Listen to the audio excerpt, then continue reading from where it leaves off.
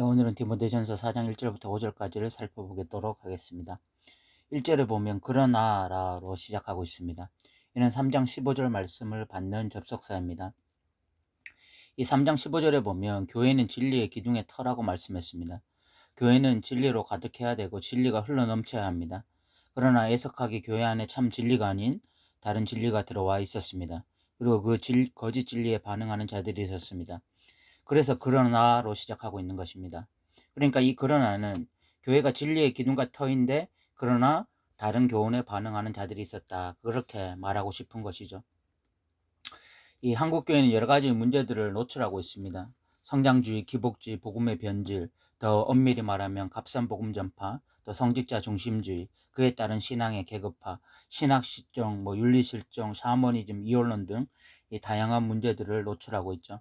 그런데 그 핵심이 무엇입니까? 진리의 왜곡입니다. 성경에 대한 바른 이해의 결여와 진리의 왜곡이 이런 여러 가지 문제들을 양성해내고 있습니다. 교회는 진리의 기둥에 터라고 했어요. 성경 말씀이 있는 그대로 선포되고 교회는 이 진리를 사수하는 데 목숨을 걸어야 됩니다. 어떤 분들은 이렇게 말을 할 수도 있을 것입니다. 성경은 해석이 다양합니다. 누가 정확하게 성경을 해석하고 한다고 장담할 수 있겠습니까? 어떤 것이 왜곡되고 어떤 것이 변질이라고 정확하게 말할 수 있겠습니까? 그렇게 질문할 수도 있을 것입니다. 그렇습니다. 성경 해석은 다양하죠.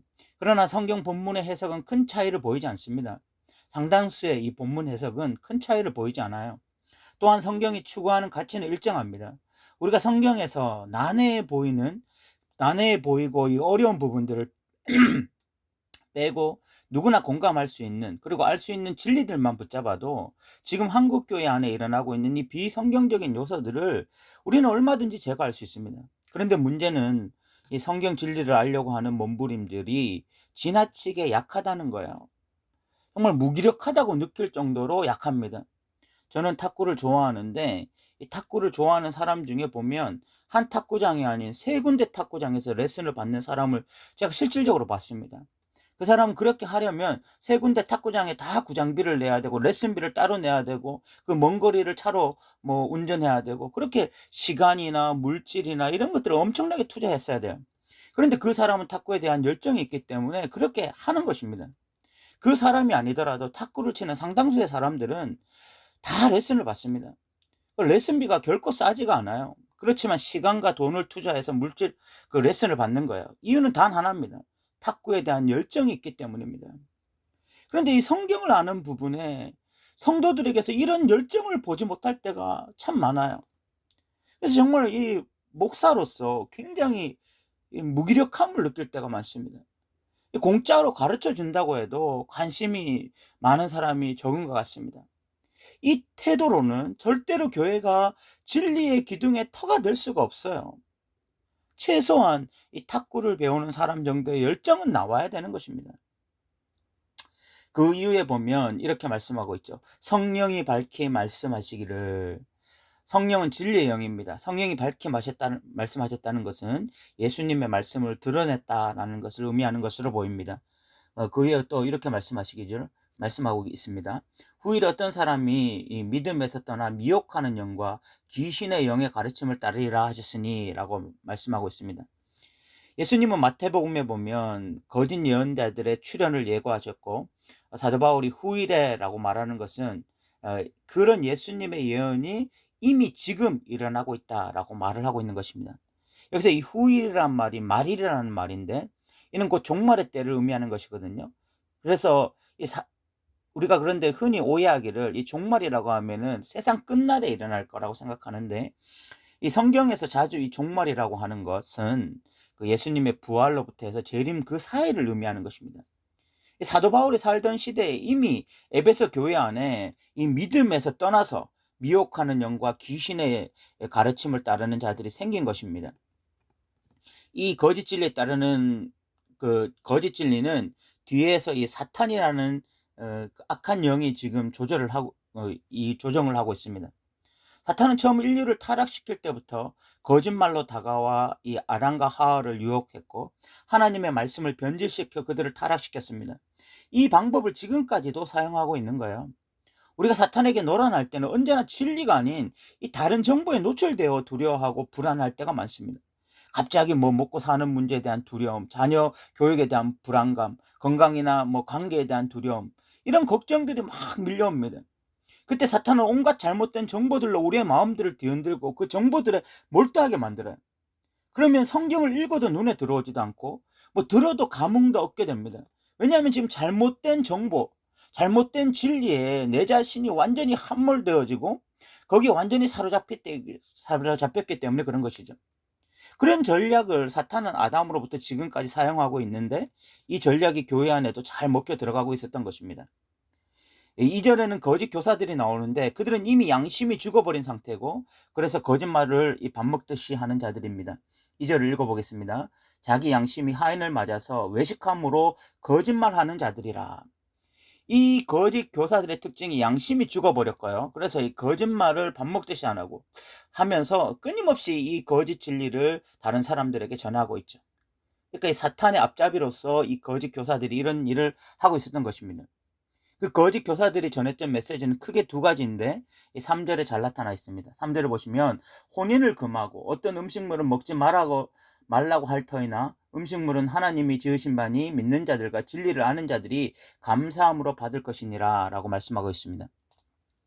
이 거짓 교사들이 전했던 메시지는 크게 두 가지인데 하나가 혼인을 금하는 것이고 또 하나가 음식물을 먹지 말라는 것이었습니다.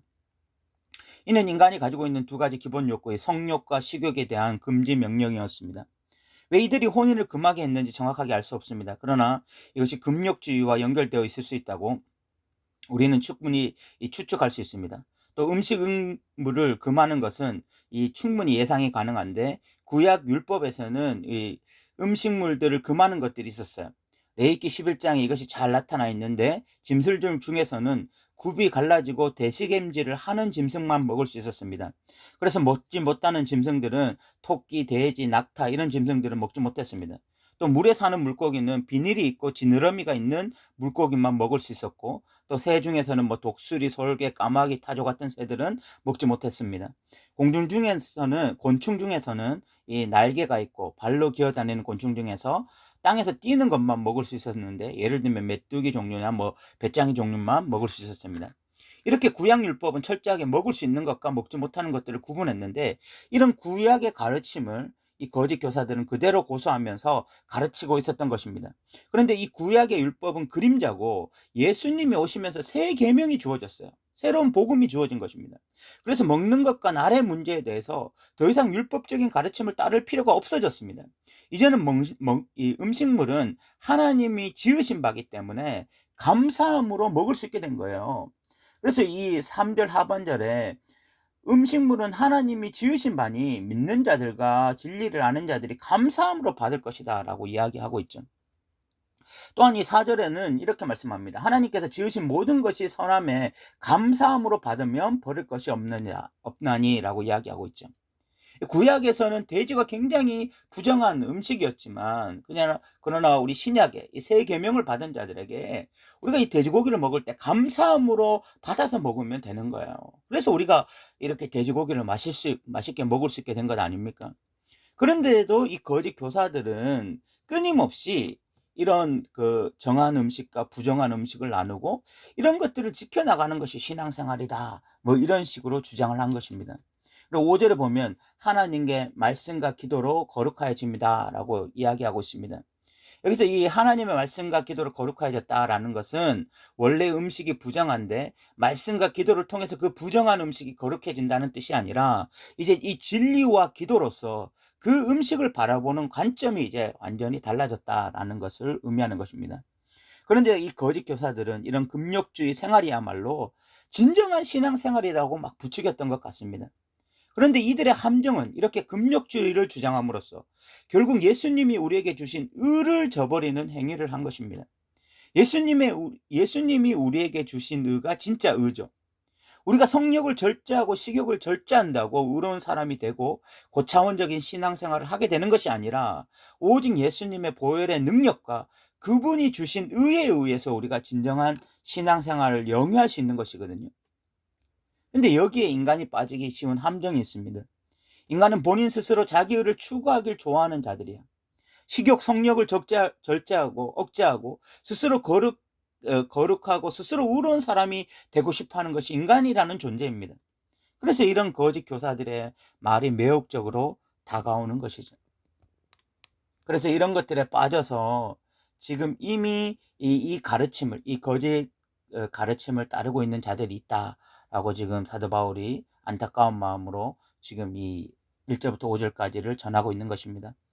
오늘 우리는 4장 1절부터 5절까지를 살펴보았습니다. 교회는 진리의 기둥의 터입니다. 그러나 애석하게 교회 안에 다른 진리가 들어왔는데 교회 성도들 가운데 반응하는 자들이 생긴 거예요. 너무나 안타깝지만 그것이 현실이었습니다. 이 진리를 가지고 있다라고 하는 성도들이 왜 이 진리를 가지고 있었으면서 그 진리를 그 손에서 내려버리고 다른 거짓된 이 진리를 붙잡게 되는지 참 이해할 수 없지만, 그러나 이런 현실이, 이런 것들이 나타나는 현상의 현실이었던 것입니다. 오늘날 한국교회 안에도 거짓 진리가 상당히 들어와 있죠. 다시 진리로 돌아가는 것이 회복이라고 저는 믿어요. 교회가 진리의 기둥의 터라는 사실을 우리가 기억했으면 좋겠어요. 그래서 이 한 사람 한 사람이 다시 이 진리에 몰두해야 되고 진리에 전심전력해야 될 때가 이 시대인 것 같아요. 그래서 성경 배우기를 좀 힘쓰고 좀 연구하기를 힘쓰고 또 묵상하기를 힘쓰는 그런 자들이 되어야 됩니다. 이 동영상을 듣고 있는 여러분들에게 이런 어떤 이 진리 사수에 대한 열정이 다시 부를 듯 일어나기를 바랍니다. 취미생활을 그 열정적으로 하는 그 어떤 누구보다도, 또는 이 먹고 살기 위해서 최선을 다해 살아가는 그 어떤 누구보다도 정말 이 성경 말씀을 알기를 원하고 이 말씀을 더 묵상하기를 원하고 이 말씀을 사수하기를 원하는 그런 성도들 되시기를 주님의 이름으로 부탁드립니다. 들어주셔서 감사합니다.